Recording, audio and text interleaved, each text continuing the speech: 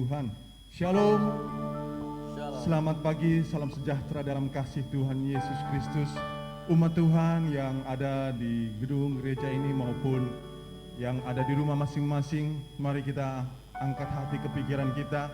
Kita mau masuk dalam pertemuan ibadah kita pada pagi hari ini, hari Minggu 23 Agustus 2020. Tuhan memberkati kita semua, amin, haleluya. Mari kita satu dalam doa. Terima kasih Tuhan, waktu yang ada Engkau berikan dalam kehidupan kami, untuk kami boleh masuk dalam pertemuan ibadah kami pada pagi hari ini. Kami yakin percaya itu bukan karena kuat dan gagah kami boleh memasuki hari yang baru ini Tuhan. Mari Engkau memberkati pertemuan kami pada pagi hari ini dari awal pertengahan hingga akhirnya. Ampuni kuduskan kami Tuhan Yesus, agar apa yang kami lakukan pada pagi hari ini boleh menyenangkan Engkau Tuhan. Memberkati kami dan seluruh keluarga kami. Terima kasih Tuhan, kami serahkan ibadah ini di dalam nama Tuhan Yesus Kristus. Haleluya, amin, amin, haleluya, amin, haleluya. Kita mau mencari wajahnya pada pagi hari ini.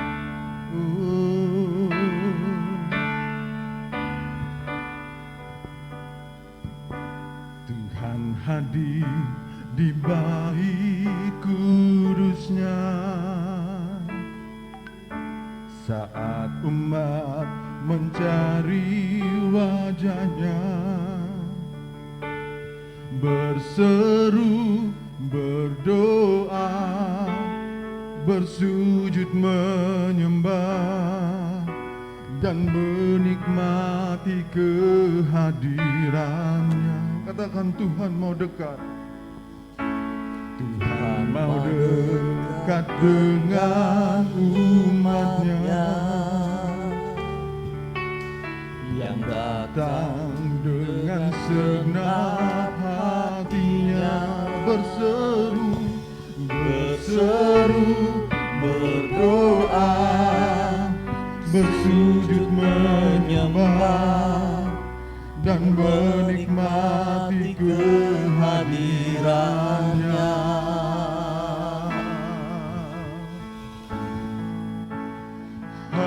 Hadiratmu memenuhiku, hadirat kudusmu penuhi baitmu, dan ku tersungkur menyembahmu. Yang ku nampak hanya kemuliaan-Mu. Kami mau cari wajah-Mu Tuhan, amin. Tuhan hadir di bait kudusnya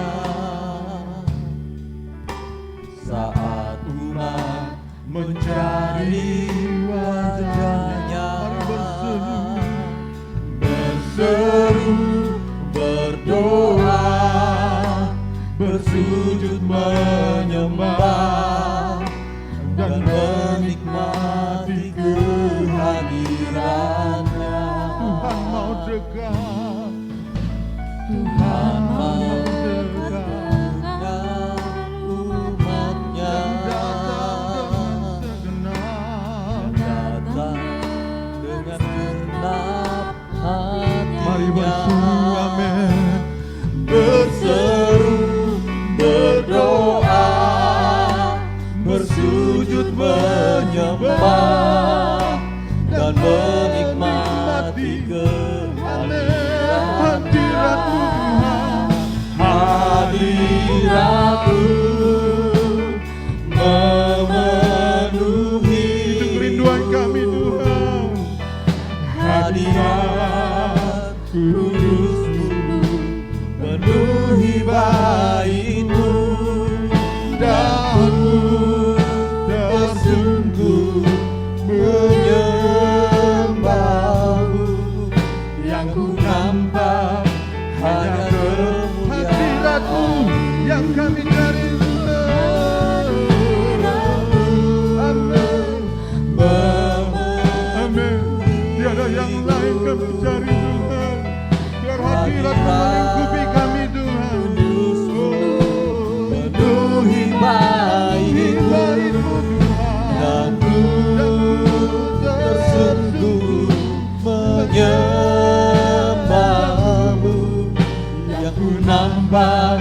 hanya kemuliaan hadirat-Mu, hadirat-Mu. Mari kejar hadirat-Tuhan, biar kita bersekutu dengan Tuhan. Haleluya. Hadirat kudus-Mu penuhi baik-Mu, dan ku tersungguh menyembah-Mu. Yang ku nampak hanya kemuliaan hadirat-Mu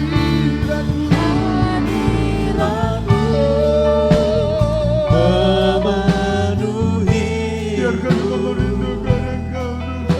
hadirat kudus-Mu penuhi baik-Mu, dan ku tersungguh menyembah-Mu.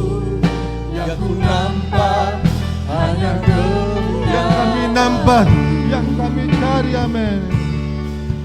Yang ku nampak hanya kemuliaan, nampak, yang ku nampak hanya kemuliaan.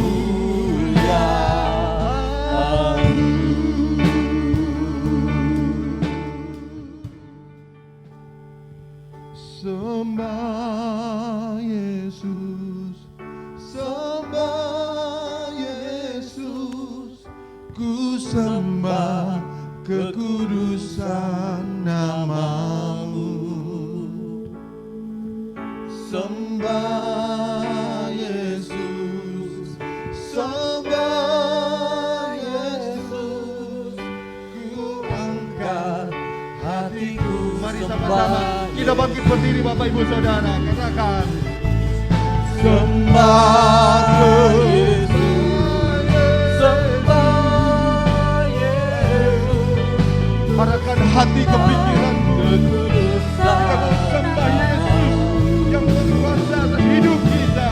sembah Yesus, sembah Angkat hatiku, ku angkat hatiku, sembah Yesus, sembah Yesus, sembah Yesus, hati, pikiran kami Tuhan, kekudusan nama-Mu.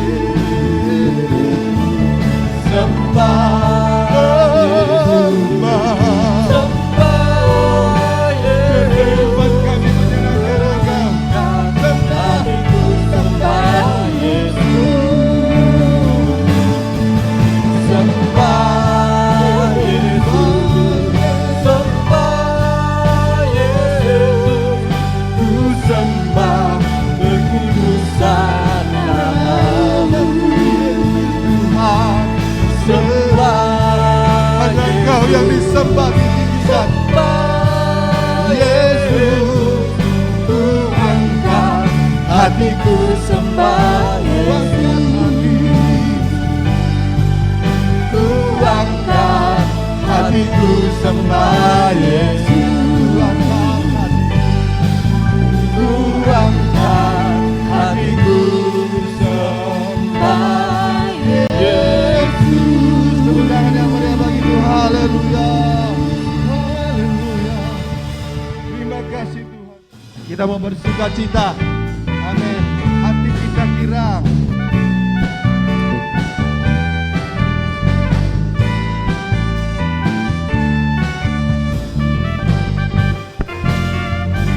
Amin.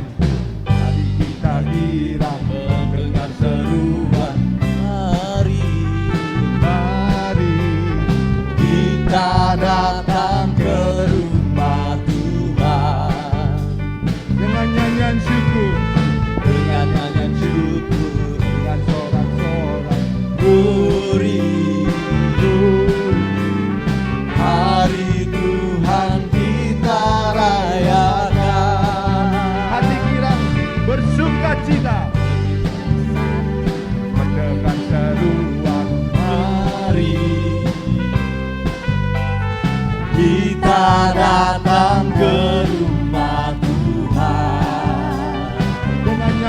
syukur, dengan nyanyian syukur, dengan sorak-sorai glory.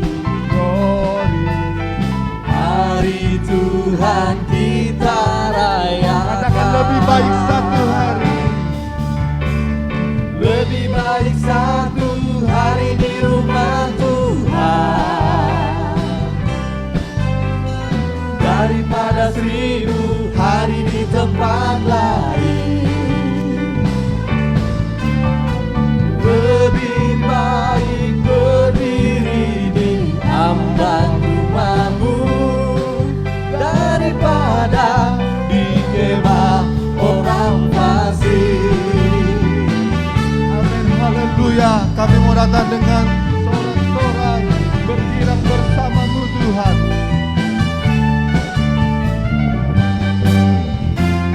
Hati kita girang, Hati kita girang mendengar seruan glory. mari Kita datang ke rumah Tuhan dengan nyanyian syukur, dengan nyanyian syukur, dengan sorak-sorai glory. glory. Hari Tuhan kita rayakan. Lebih baik satu hari di rumah Tuhan daripada 1000 hari di tempat lain. Lebih baik berdiri di ambang rumahmu daripada di kemah orang fasik. Lebih baik satu hari di rumah Tuhan daripada 1000 hari di tempat lain. Lebih baik berdiri di ambang rumahmu daripada di kemah orang fasik. Daripada di kemah orang fasik. Daripada di kemah orang fasik. Haleluya. Kita mau menikmati kasih Tuhan. Haleluya. Katakan, satu hal telah ku minta, satu hal telah ku minta kepada Tuhan. Inilah yang ku ingini, diam di rumah Tuhan.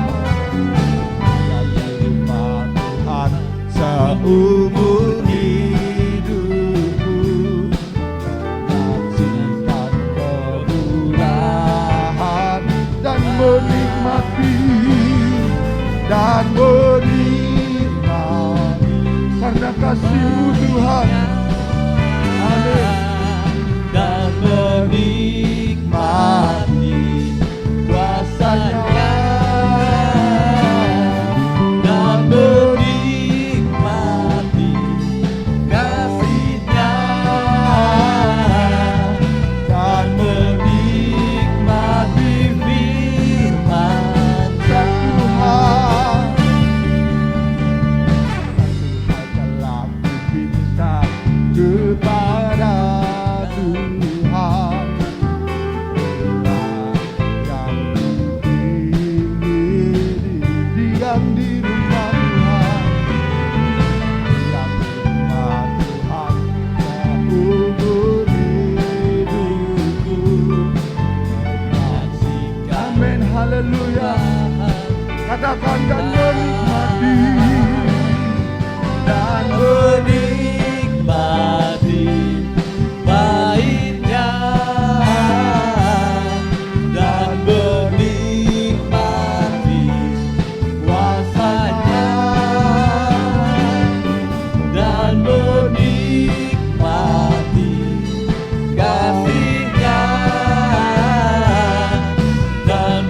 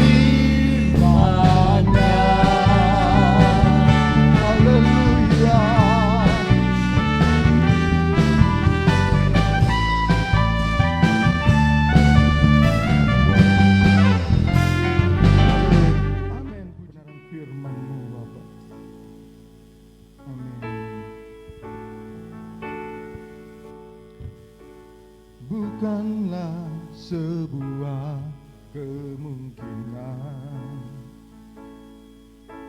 tapi dalam dekat kepastian.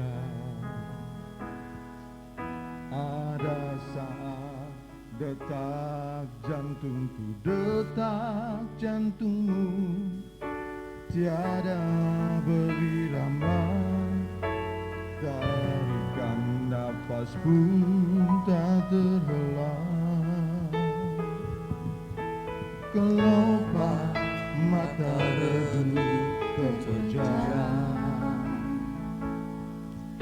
sudahi gelana kehidupan.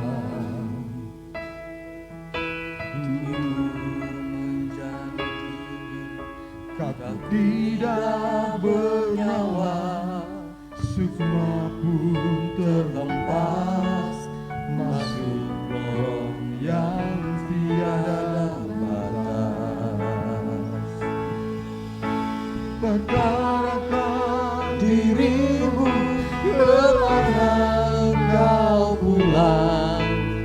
Mungkinkah ke padang gersang tak bertepi? Di sana tiada mentari dan tiada lagi bintang, dalam jurang gelap kengerian. Yang aku tahu pasti, kemana aku pulang? Di hamparan padang hijau tak bertepi. Tuhanlah matahariku, di negeri indah Bapakku. Kesana kami pulang bersama. Setiap insan pasti terima panggilan, amin. Setiap insan terima panggilan. Hari ini, esok, lusa. Hari ini atau esok lusa. Akhir perjalanan hidupku, akhir perjalanan hidupku, jalan hidupku, tak seorang pun mampu menghindari bayang kematian. Wahai kau, wahai kamu yang senang bersuka dalam kewajaran anak muda, nikmati kekayaan dengan jemawan. Suatu saat pasti semua tak berharga. Mari sambil kita berdiri, Bapak Ibu Saudara. Perkarakan dirimu, kemana kau pulang? Mungkinkah ke padang gersang tak bertepi? Di sana tiada mentari dan tiada lagi bintang, dalam jurang gelap kengerian. Yang aku tahu pasti, kemana aku pulang? Di hamparan padang hijau tak bertepi. Tuhanlah matahariku, di negeri indah Bapakku. Kesana kami pulang. Perkarakan dirimu, perkarakan dirimu, kemana kau pulang? Mungkin para padang gersang tak bertepi. Di sana tiada mentari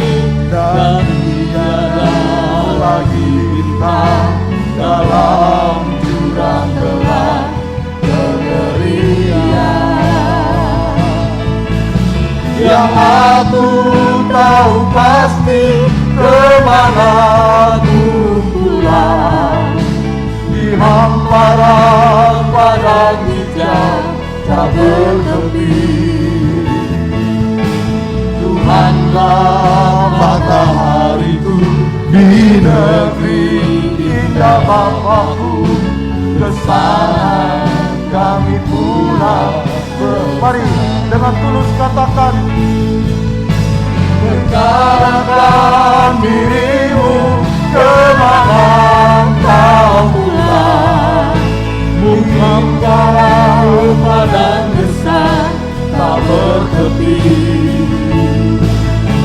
Di sana tiada mentari dan tiada bintang, dalam jurang gelap kengerian. Yang aku tahu pasti, kemana aku pulang. Di hamparan padang hijau tak bertepi.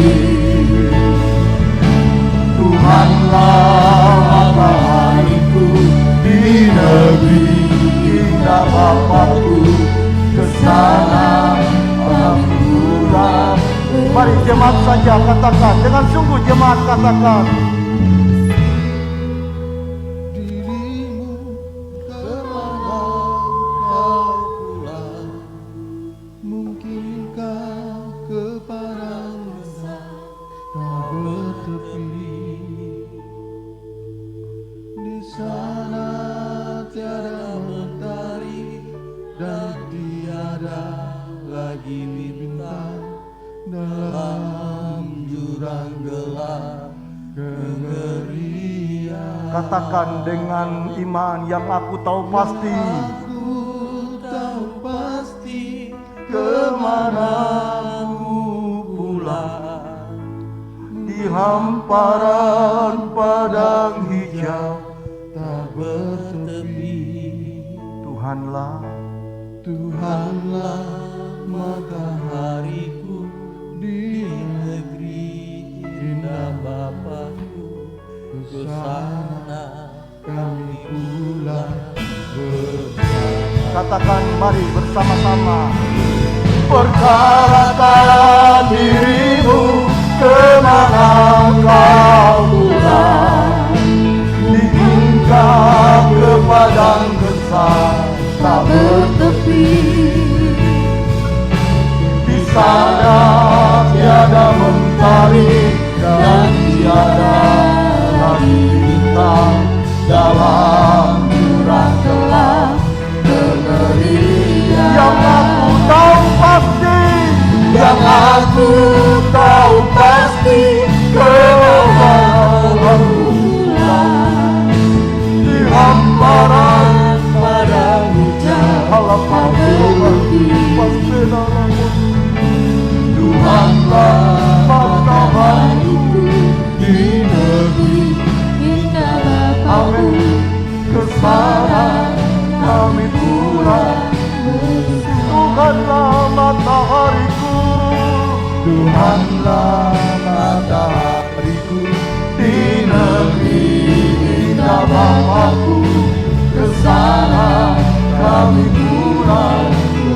Tuhanlah matahariku, Tuhanlah matahariku di negeri indah Bapa-Ku, ke sana kami pulang bersama.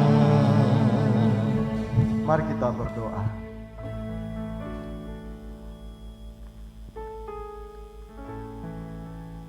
Kalau Tuhan masih memperkenankan kami ada di dunia ini,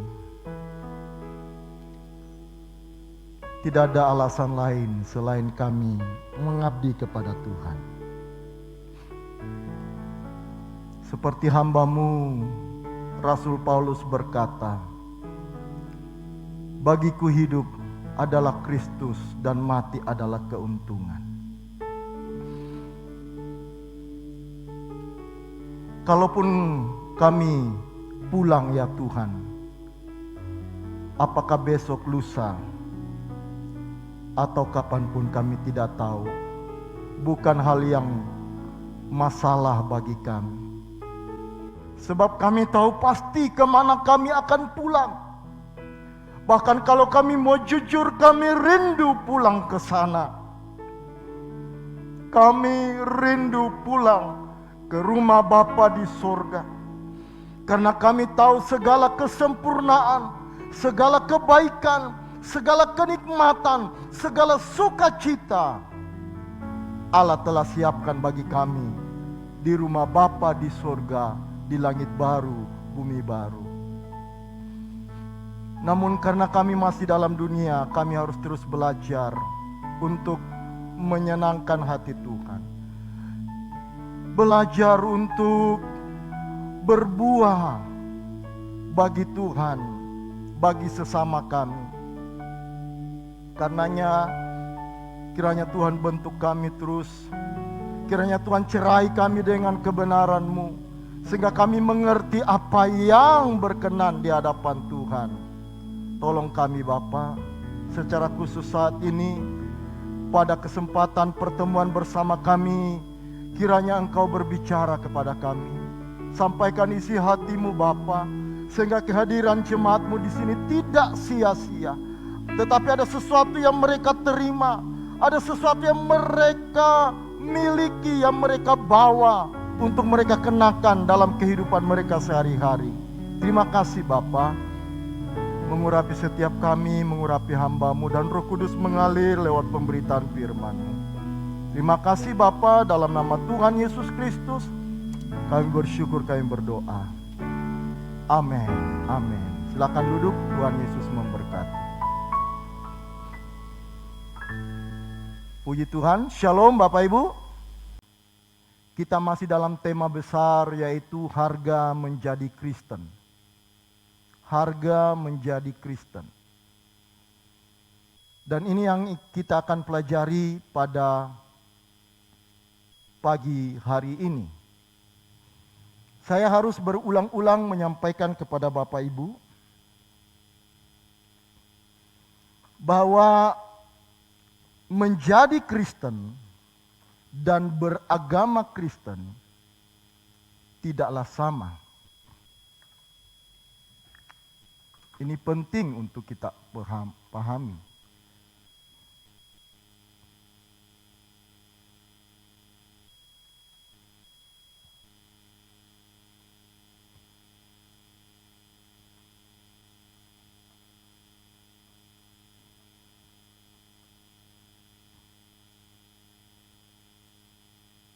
Pada umumnya orang menyamakan, bisa saja.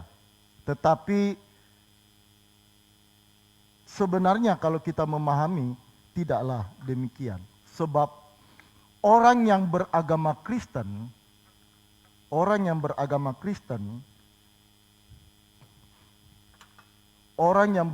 Kristen Bapak Ibu, belum tentu adalah orang Kristen. Belum tentu orang Kristen. Tetapi orang Kristen pasti beragama Kristen, tidak mungkin beragama lain. Ya. Orang yang menjadi Kristen tidak mungkin beragama lain, pasti beragama Kristen. Tetapi orang yang beragama Kristen belum tentu menjadi Kristen. Sebab Kristen itu artinya murid. Menjadi murid. Nah, seseorang dimuridkan supaya menjadi seperti Kristus. Itulah dasar dari kata Kristen. Kristen artinya seperti Kristus. Nah, karenanya orang yang beragama Kristen belum tentu menjadi Kristen. Karena Kristen itu menjadi seperti Kristus.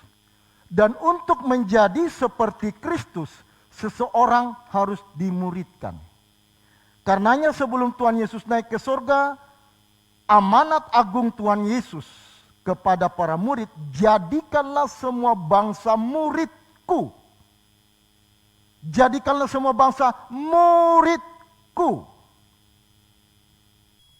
Nah, untuk menjadi murid ada syarat yang harus dipenuhi. Ada beberapa syarat yang harus dipenuhi. Dan saya sudah utarakan beberapa minggu yang lalu, salah satu syaratnya adalah tidak mengharapkan kenyamanan di bumi ini. Itu bukan kata pendeta, bukan kata saya, tetapi kata Tuhan Yesus.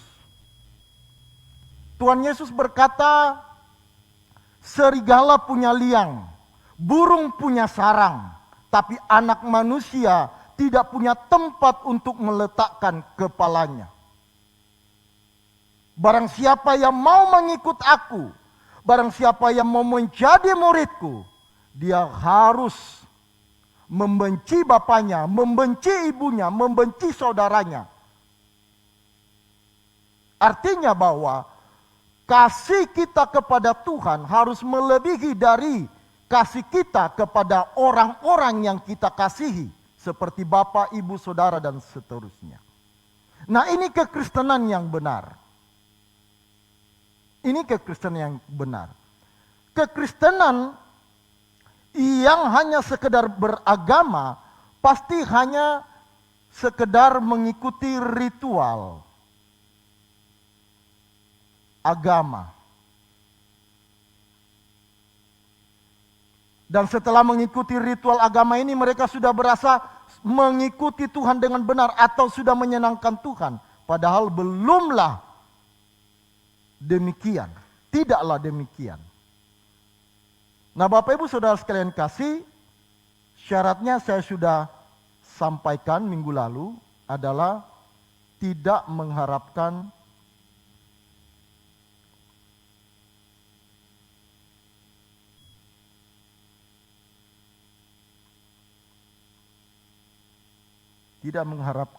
kenyamanan di bumi ini.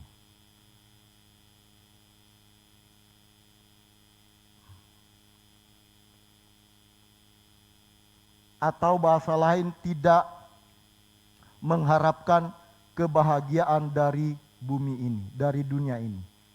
Kemudian pertanyaannya adalah, kalau begitu kita kebahagiaannya apa, Pak? Kebahagiaan kita adalah kalau Tuhan ada bersama kita. Kalau kita memiliki persekutuan dengan Dia, itulah kebahagiaan kita. Mengapa? Sebab Tuhanlah sumber kebahagiaan sejati. Bapak Ibu bisa memahami? Amin. Amin. Karenanya Tuhan Yesus berkata, aku akan pergi tapi aku tidak meninggalkan kamu yatim piatu. Aku akan memberikan penolong. Dan Tuhan memberikan damai sejahtera kepada orang-orang yang sungguh-sungguh mengasihi Dia. Dan damai sejahtera yang Tuhan berikan kepada orang-orang yang sungguh-sungguh mengikuti Dia adalah damai sejahtera yang sejati. Tidak seperti dengan damai sejahtera yang ditawarkan oleh dunia ini. Damai sejahtera yang ditawarkan, yang diberikan oleh dunia ini sangat temporal, sangat terbatas, dan sangat situasional. Sangat dipengaruhi oleh kondisi dan keadaan. Tetapi damai sejahtera Tuhan yang ada di dalam batin kita tidak dipengaruhi oleh situasi dan kondisi. Itulah yang membuat kita tidak takut, tidak cemas, tidak hidup dalam kekhawatiran. Karena damai sejahtera Allah diberikan kepada kita. Nah, ini syarat pertama. Syarat yang kedua adalah menyangkal diri dan memikul salib. Syarat kedua yang kita mau pelajari adalah menyangkal diri. Maksud saya yang menjadi syarat mengikut Tuhan, menyangkal diri dan memikul salib. Saya sudah jelaskan minggu lalu apa itu menyangkal diri. Ya. Nah, pada umumnya memang ini bisa disamakan atau sejajar. Tetapi kemarin, maksud saya 2 minggu yang lalu, saya jelaskan ini secara khusus. Apa itu menyangkal diri? Nah, pada kesempatan ini saya akan menjelaskan memikul salib. Matius 16 ayat 24.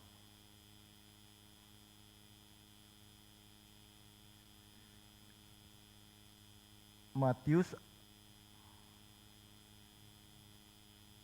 Kita baca bersama-sama. 2, 3.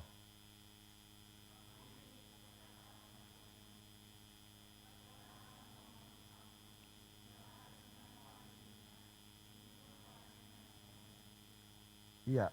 Kalau di dalam Lukas pasal 14 itu ayat yang ke-27, ya.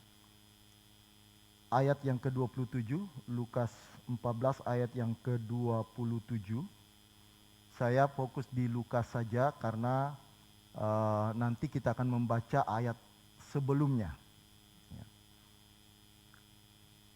Lukas pasal 14 ayat yang ke-27, barang siapa tidak memikul salibnya dan mengikut aku, ia tidak dapat menjadi muridku.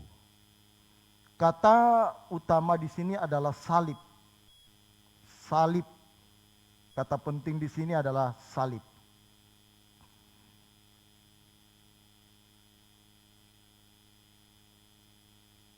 Terus, nah Bapak Ibu, salib, ya, kata salib sendiri itu diterjemahkan dari kata Yunani stauros. Stauros. Nah, salib itu ada beberapa bentuk yang dikenal di dunia ini yang pernah dilakukan. Ya, ada beberapa bentuk salib. Mungkin tampilkan saja gambarnya supaya lebih. Nah, ada salib yang berbentuk satu tiang. Ya, satu tiang saja begini. Itu disebut dengan dalam bahasa Latin crus simplex. Ya. Ada juga berbentuk silang seperti ini. Ada juga berbentuk huruf T. Ada juga berbentuk seperti ini. Jadi 4 model bentuk salib yang dikenal di dunia ini, Bapak Ibu. Tapi intinya salib itu adalah alat yang digunakan untuk menghukum mati seseorang. Ya, jadi salib itu adalah alat yang digunakan untuk menghukum mati seseorang. Dan ini adalah penghukuman paling keji yang pernah ada di dunia ini, sebab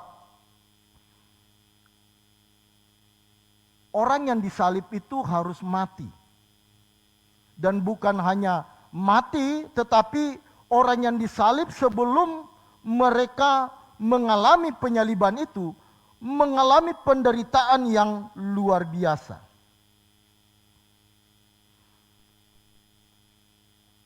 Saya teruskan slide-nya.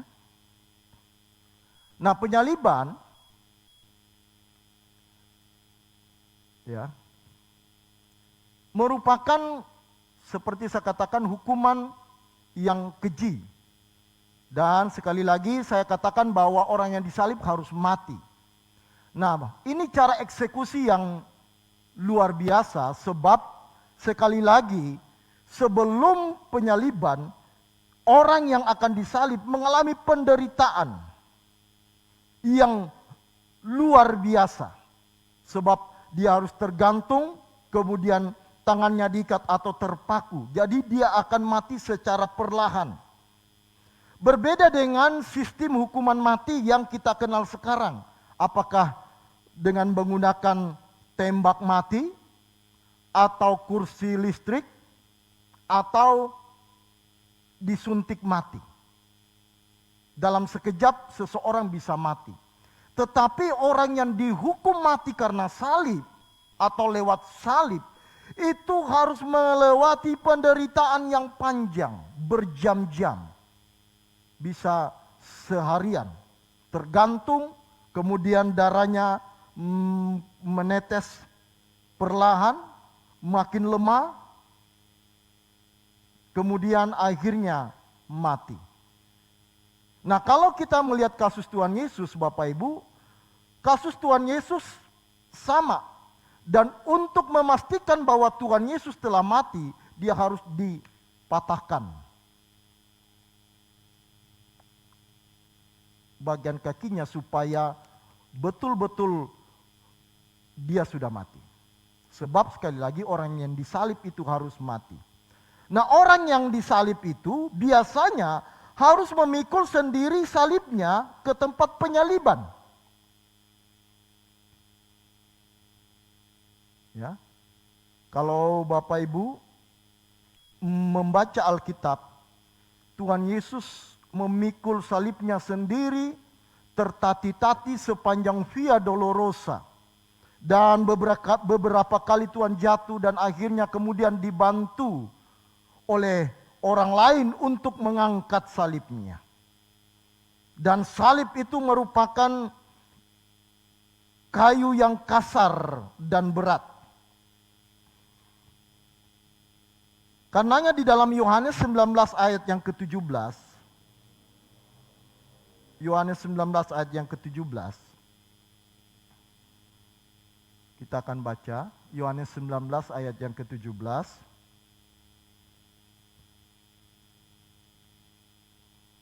Dikatakan sambil memikul salibnya, ia pergi keluar ke tempat yang bernama tempat tengkorak. Dalam bahasa Ibrani, Golgota. Jadi Tuhan Yesus sendiri harus memikul salibnya. Dan pada umumnya memang demikian orang yang dijatuhi hukuman salib. Nah, inilah yang menjadi dasar Tuhan mengatakan kamu harus memikul salib. Sebab dia pun memikul salib. Persoalannya adalah apa maksudnya memikul salib dari apa yang disampaikan oleh Tuhan Yesus di Lukas pasal 14 ayat yang ke-27 tadi. Barang siapa tidak memikul salibnya dan mengikut aku, ia tidak dapat menjadi muridku. Ini merupakan syarat yang mutlak yang harus dilakukan, dipenuhi oleh orang-orang yang telah menetapkan untuk menjadi Kristen. Menjadi Kristen artinya menjadi murid. Dan untuk menjadi murid harus ada syarat yang harus dipenuhi. Dan salah satu syaratnya yang sekarang kita pelajari adalah memikul salib. Nah, apa itu memikul salib? Nah, memikul salib di sini tentu tidak sama dengan memikul salib waktu Tuhan Yesus melakukannya 2000 tahun lebih yang lalu. Tentu memikul salib di sini tidak memikul salib secara harafiah. Nah, apakah yang dimaksud oleh Tuhan Yesus memikul salib? Memikul salib tidaklah dipahami secara harafiah.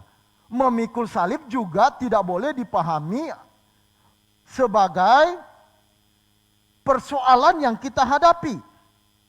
Terus, misalnya pertengkaran atau masalah keluarga.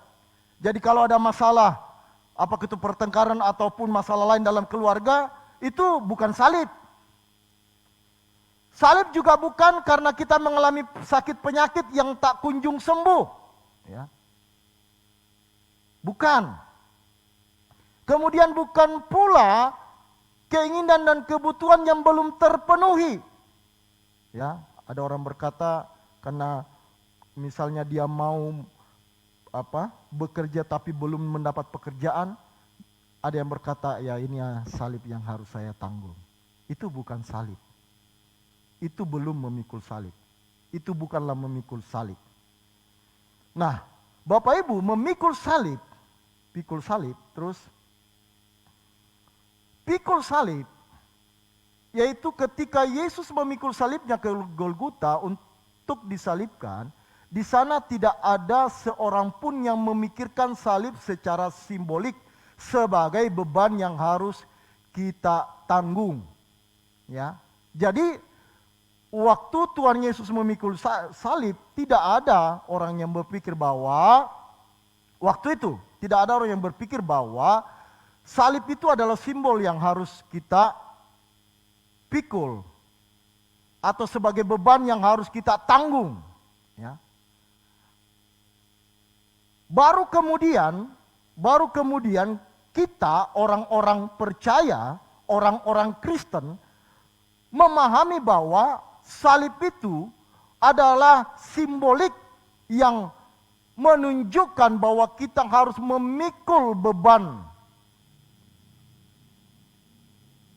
atas salib tersebut. Nah, salib bagi seorang yang hidup di abad pertama, salib hanya dapat diartikan sebagai kematian dengan cara yang paling memalukan dan mengenaskan yang pernah diciptakan manusia. Ya. Jadi orang pada zaman itu tidak memahami salib sebagai sebuah beban secara simbolik. Ya, terus. Nah, 2000 tahun kemudian, baru setelah 2000 tahun kemudian menunjuk kepada kita sekarang, karena Tuhan Yesus disalib sekitar tahun 30 ke atas atau sampai 40-50. Nah, setelah itu, setelah 2000 tahun berarti sekarang ini, atau orang-orang Kristen kemudian memahami bahwa salib sebagai pertanda penebusan yang kita junjung tinggi, yang berisi pengampunan, karunia, dan kasih. Tetapi pada zaman Yesus, salib mewakili kematian yang sangat menyiksa. Karena orang Romawi memaksa penjahat yang ditemukan bersalah memikul salib mereka ke tempat penyaliban. Memikul salib bermakna menanggung alat kematian mereka sambil dihina sepanjang perjalanan sampai mati. Ya. Jadi salib sekarang kita pahami secara simbolik, yaitu beban yang harus kita pikul dan merupakan jalan kematian. Sehingga kalau kita menerima perintah dari Tuhan, dari mulai para murid sampai kita sekarang, untuk memikul salib, itu berarti kita harus mati. Sebab salib itu adalah lambang kematian. Ini penting. Ya. Salib adalah lambang kematian. Salib itu lambang kematian.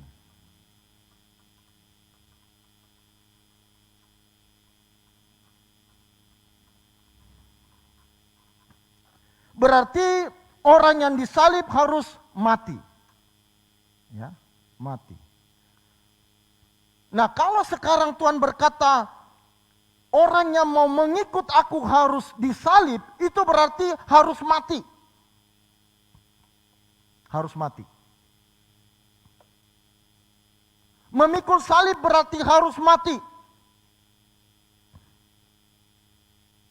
Wah, menyeramkan ya.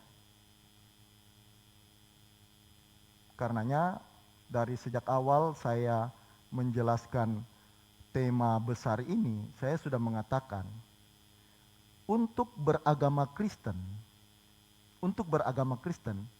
tidak perlu susah. Tidak sulit. Karena cuma mengikuti ritual, liturgi, ya, seremonial agama seperti yang kita lakukan sekarang, mengikuti liturgi, beribadah, setelah itu selesai. Dan kemudian ada kegiatan-kegiatan rohani lainnya. Itu kalau keberagamaan, kalau kekristenan dipahami sebagai keberagamaan. Tetapi saya sudah berulang-ulang katakan bahwa kekristenan bukan sekedar agama. Kekristenan itu jalan hidup. Sekali lagi, kekristenan itu jalan hidup. Karenanya menjadi Kristen bukan sulit, bukan juga sangat sulit. Menjadi Kristen itu mustahil. Menjadi Kristen itu mustahil. Tetapi bagi Allah tidak ada yang mustahil. Kalau kita mau, bisa. Dan memang harus demikian. Karenanya kalau kita mau menjadi Kristen harus mengerti menjadi Kristen itu seperti apa. Nah, sangat disayangkan kalau di gereja tidak disampaikan apa adanya. Itulah Injil yang palsu. Bukan Injil yang murni. Karena tentu memang banyak orang tidak suka, banyak orang yang tidak senang. Jangankan saudara, saya yang mengkhotbahkan juga saya, kalau menurut daging saya, siapa yang mau mati? Tetapi inilah kehendak Tuhan. Ini yang sebenarnya, inilah Injil yang murni, ini Injil yang murni. Kita harus memikul salib, yang artinya kita harus apa Bapak Ibu? Kita harus mati. Nah, mati dalam hal apa? Jadi memikul salib itu sama dengan mati Bapak Ibu. Itu artinya pikul salib. Artinya mati. Kalau begitu susah dong jadi Kristen Pak. Ya saya kan sudah bilang dari awal. Menjadi Kristen itu mustahil. Nah saya nggak tahu kalau Bapak Ibu dengar di luar seperti apa. Tetapi menurut yang saya pahami dari Injil ya memang begitu. Sebab salib itu lambang kematian. Oke, nah sekarang kita lihat mati maksudnya apa? Mati dalam hal apa? Mati di sini bisa dipahami dua hal.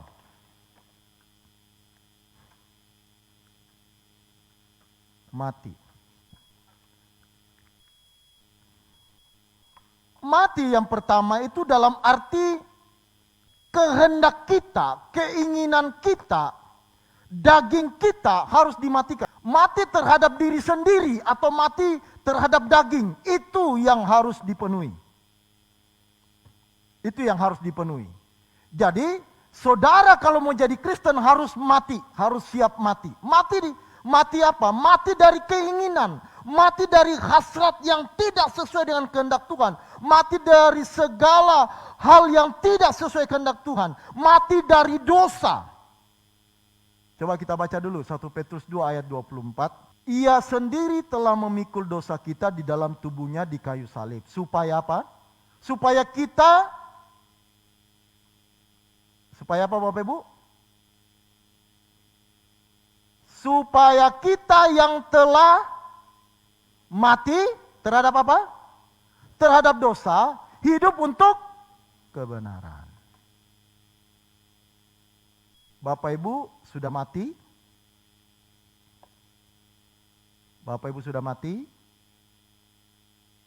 Halo, ada orang di sini? Bapak Ibu sudah mati? Belum.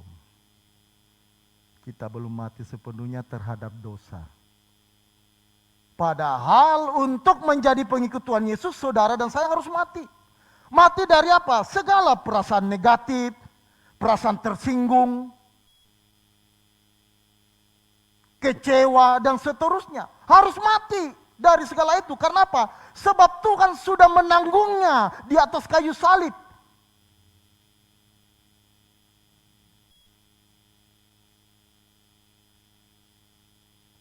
Karenanya sekali lagi Kristen itu mustahil. Mati terhadap dosa. Dan ini tidak main-main. Ini serius. Ini betul-betul serius. Dan kalau kita, saya, saudara belum mati terhadap dosa, tidak layak di hadapan Tuhan. Nah, kalau saya ngomong ini beberapa atau banyak orang Kristen protes. Mereka akan berkata, wah kalau begitu kekristenan berdasarkan perbuatan baik dong. Baca baik-baik ayat ini. Itu sudah jelas. Apakah ini melanggar prinsip sola gratia? Keselamatan karena anugerah? Tidak, jelas ayatnya. Tolong ditampilkan. Ia sendiri telah memikul dosa kita di dalam tubuhnya di kayu salib. Tuhan sudah lakukan itu.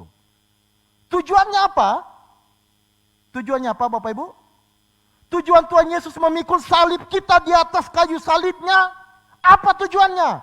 Tujuannya adalah supaya kita yang telah mati terhadap dosa hidup untuk kebenaran. Nah pertanyaannya, apakah kita sudah mati terhadap dosa? Belum.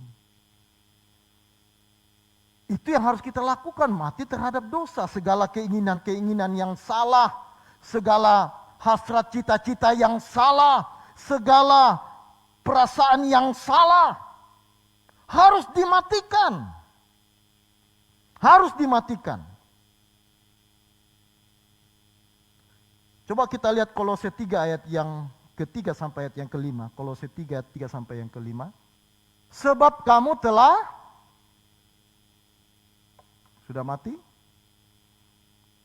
dan hidupmu tersembunyi bersama dengan Kristus di dalam Allah. Seharusnya memang kita sudah mati Bapak Ibu. Kapan? Waktu Yesus disalib, kita harusnya sudah mati. Sehingga waktu kita percaya kepada Tuhan Yesus, kita harusnya sudah mati. Karenanya orang yang jadi Kristen itu dibaptis. Karena baptis ini adalah lambang kematian. Orang dimasukkan ke dalam air itu lambang kematian. Setelah keluar dari air itu lambang kehidupan yang baru.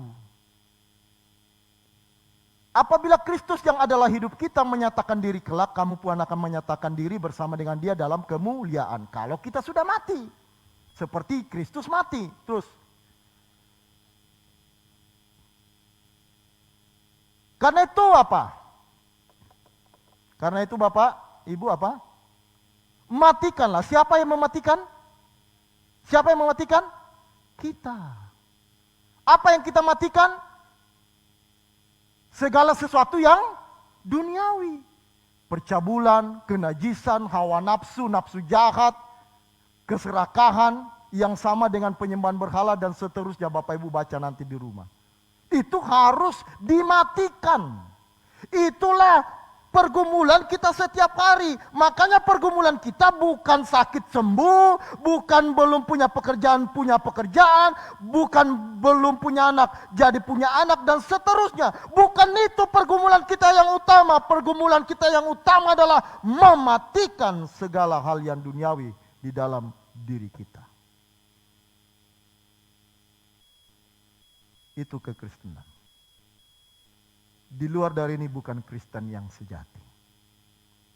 Injil yang murni seperti ini. Bukan soal suka atau tidak, itu bukan urusan. Anda mau suka, saya mau suka, bukan urusan. Ini kebenaran. Dan kalau saya menyampaikan di sini karena saya dipanggil Tuhan untuk menyampaikannya. Saya tidak punya urusan apakah Bapak Ibu senang atau tidak. Urusan saya adalah saya harus menyampaikan apa yang Tuhan mau saya sampaikan. Sesuai dengan kebenarannya. Saya tidak boleh menambah dan tidak boleh menguranginya. Entahkah Bapak suka, Bapak Ibu suka atau tidak, itu pilihan Bapak Ibu masing-masing. Itu pilihan Bapak Ibu masing-masing yang tentu Bapak Ibu harus pertanggungjawabkan di hadapan Tuhan. Bapak Ibu punya hak. Mau suka ini atau tidak, silahkan. Tetapi ingat, ada pertanggungjawabannya, karena ini perintah. Dan kalau Bapak Ibu tidak lakukan ini, Bapak Ibu jangan mengaku Kristen. Anda belum menjadi Kristen, Anda belum menjadi orang beriman. Kalau orang beriman dengan benar, dia tidak mungkin meninggalkan Tuhan.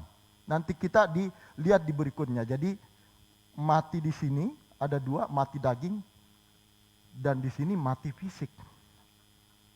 Mati benaran.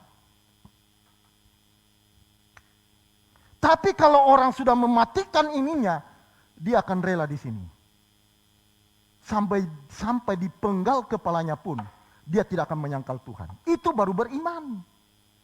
Jadi kalau kita lihat sekarang di tayangan TV, banyak orang yang pindah agama kemudian bersaksi seperti Pak Erastus bilang itu, bersaksi, wah di kekristenan saya tidak menemukan kedamaian. Di kekristenan itu salah dan segala macam. Kamu belum mengerti kekristenan. Kalau kamu mengerti kekristenan, kepalamu pun dipenggal, engkau tidak akan meninggalkan Tuhan Yesus. Itulah yang telah dibuktikan, ditunjukkan oleh para murid, para rasul. Kalau Bapak Ibu lihat dan baca sejarah gereja, Petrus rela disalib terbalik. Kepala di bawah. Demi mempertahankan imannya. Bahkan mati pun dia berkata, Aku tidak layak disalib seperti Tuhanku. Karena itu dia minta disalib terbalik, kepala di bawah. Itu Kristen yang benar. Itu Kristen yang benar. Jadi bukan soal sakit sembuh dan seterusnya, bukan itu pergumulan kita. Pergumulan kita adalah mematikan keinginan kita yang tidak sesuai dengan kehendak Allah, mematikan keinginan daging kita.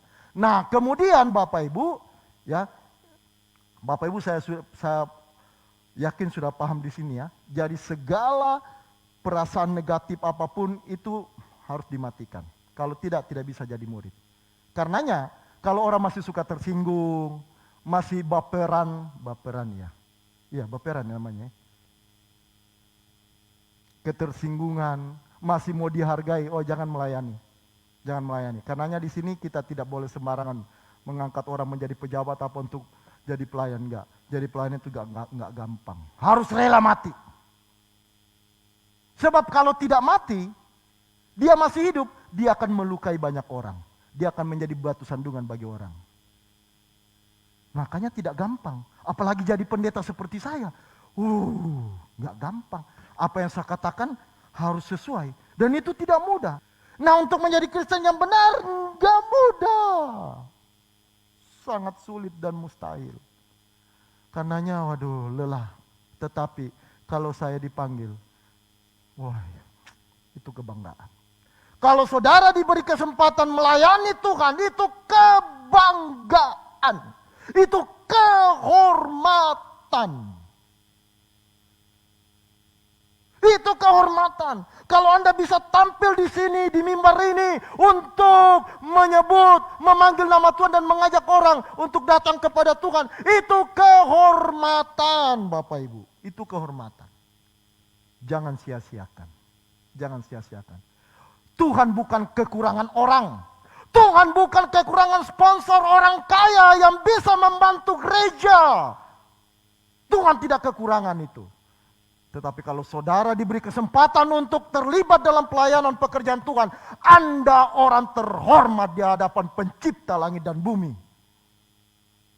Kalau Anda boleh diperkenan Tuhan untuk bermain musik dan seterusnya, mengambil bagian dalam pelayanan ini, bahkan mungkin cuma sekedar membersihkan toilet, tapi kalau Bapak Ibu lakukan dengan hati yang tulus, upahmu besar di sorga.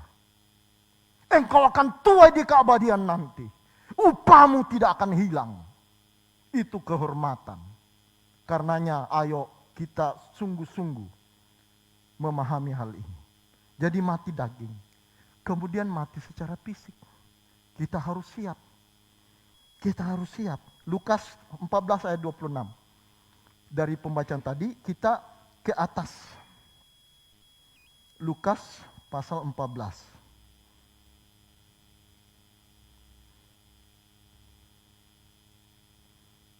Ayat 26, tadi 27, 26, Lukas 14 ayat 26. Mari kita baca sama-sama Bapak Ibu supaya mengerti, ini bukan karangan saya. 2, 3.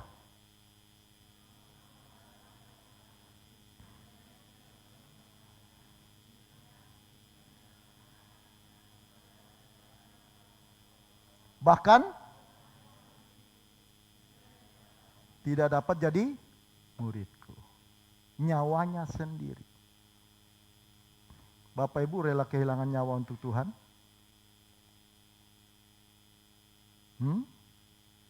Kita rela kehilangan nyawa untuk Tuhan? Belum? Seharusnya rela. Kenapa? Tuhan yang maha mulia saja rela mati buat kita. Masa kita manusia yang tidak ada apa-apanya ini tidak rela mati buat Tuhan kita? Nah, kenapa kita yang tahu persis, tahu pasti bahwa ini benar, ini betul-betul keselamatan, ini betul-betul kehendak Tuhan, kenapa kita tidak rela? Wah, itu lebay Pak, itu berlebihan. Terserah, saya menyampaikan kebenaran Alkitab. Dan apa yang kita baca itu kebenaran Alkitab, saya tidak tafsirkan. Saya tidak elaborasi, saya tidak tafsirkan. Itu apa adanya. Bapak Ibu rela mati untuk Tuhan? Biasanya orang Kristen begitu, kalau di gereja, oh amin. Tapi di luar aman. Aman. Aduh, rasanya jauh sekali ya. Saya juga kadang bingung. Karena melihat begini, jangankan mati untuk Tuhan. Kamu datang ke gereja saja susahnya minta ampun. Kamu datang doa saja, kamu susahnya minta ampun dengan 1001 macam alasan. Apalagi mati untuk Tuhan. Dan banyak orang Kristen berharap atau berpikir bahwa Tuhan maklum. Tuhan maklum. Tidak. Ini harga yang harus dibayar. 1 Korintus 9 ayat 15. 1 Korintus 9 ayat 15. 1 Korintus 9 ayat 15. Ya, orang Kristen jangankan rela kehilangan nyawa. Ya. Banyak orang Kristen justru senang dengan ada pandemi ini. Karena nggak ada ibadah, jadi ada alasan untuk tidak datang ibadah. Memang kita belum dibolehkan, tapi Bapak Ibu kan bisa mengikuti live streaming, bisa mengikuti berbagai macam kegiatan-kegiatan rohani, ya. Nanti beralasan nggak ada paket Pak, tapi kamu nonton yang lain, streaming yang lain kok ada? Iya kan? Kalau anak muda kamu bisa main game berjam-jam itu kok ada paketmu? Tapi kalau mengikuti kegiatan rohani kenapa tidak ada paket? Halo Bapak Ibu? Itu membuktikan bahwa kita tidak betul-betul mengasihi Tuhan. Apalagi membenci bapaknya ibunya. Artinya mengasihi Tuhan lebih dari orang-orang yang kita kasihi. Waduh. Dan sekali lagi banyak orang Kristen menganggap Tuhan maklum. Roma 14 ayat yang ke-8. Roma 14. Sebab jika kita hidup untuk siapa? Jika kita mati untuk jadi baik hidup atau mati, kita adalah milik Tuhan. Kalau begitu kita tidak keberatan mati untuk Tuhan, bukan?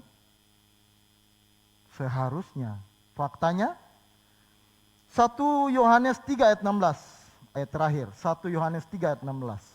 Ya, 1 Yohanes 3 ayat 16. 1 Yohanes 3 ayat 16. 1, 2, 3. Demikianlah kita ketahui kasih Kristus, yaitu bahwa ia telah menyerahkan nyawanya untuk, jadi kita pun wajib menyerahkan nyawa kita untuk saudara-saudara kita. Demi kepentingan Tuhan. Jadi memikul salib artinya rela mati. Mati bagi dosa dan kedagingan kita dengan segala perasaan-perasaan, kehendak cita-cita, hasrat yang tidak sesuai dengan kehendak Allah harus dimatikan. Dan rela mati bagi kepentingan pekerjaan Tuhan, bagi kemuliaan namanya. Mati secara fisik kita siap. Seperti para rasul, para murid-murid pada abad pertama, mereka rela mati bagi Tuhan Yesus Kristus. Amin. Tuhan memberkati. Haleluya. Haleluya. Haleluya. Mari kita sungguh-sungguh renungkan kebenaran ini.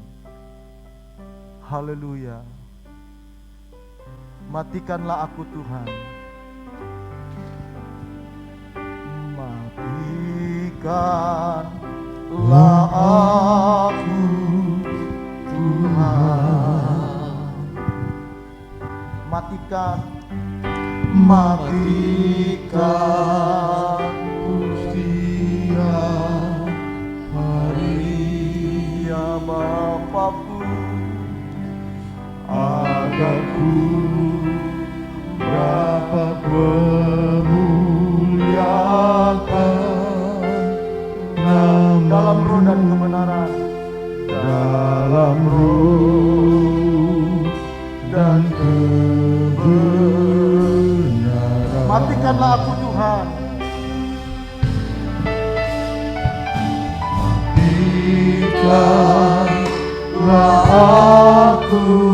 katakan dengan tulus di hadapan.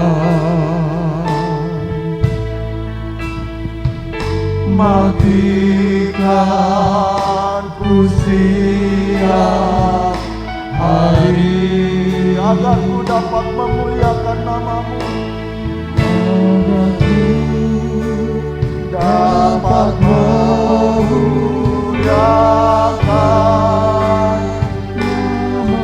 dalam roh dan kebenaran dan kebenaran seperti Yesus, haleluya, seperti Yesus yang taat dan rendah hati, bahkan mati disalib, bahkan mati disalib. Oh, seperti Yesus, ya Bapa, ubah hidupku, ya Bapa, ubah hidupku. Amin. Turuti semua firman-Mu. Mari kita tunduk kepala Bapak Ibu. Seperti Yesus yang taat dan rendah hati, bahkan mati disalib, bahkan mati disalib. Seperti Yesus, ya Bapa, ya Bapa, ubah hidupku, turuti semua firman-Mu, turuti semua